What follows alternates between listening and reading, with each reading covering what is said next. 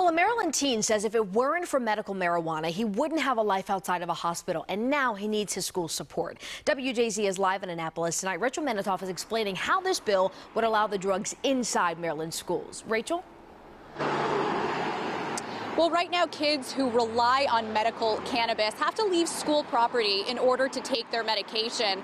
But these two Senate bills would allow them to instead stay in school and use their cannabis in a nurse's office.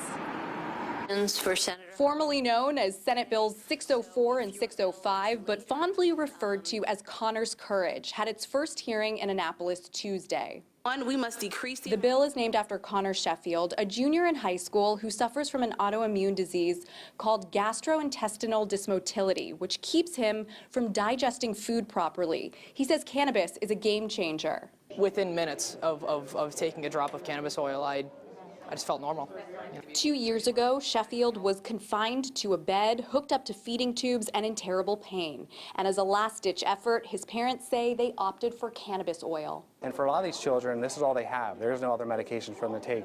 But Sheffield and other children reliant on medical marijuana currently aren't allowed to take the drug at school. It's a long process. I miss a lot of class time. That's what Connor's Courage is trying to change. And in many cases, again, these kids 8 or 10 hours without access, particularly if you have seizures and things of that nature, is hugely problematic. There are nearly 200 children in the state of Maryland certified to use medical marijuana. And if passed, this bill will let them use the drug at school under the supervision of a school nurse. Right now, kids have to leave school property each time they need to take a dose of cannabis.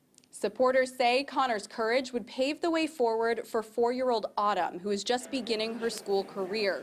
She uses medical cannabis to alleviate symptoms of a connective tissue disorder. And she deserves for her medication to be treated like any other medication is treated.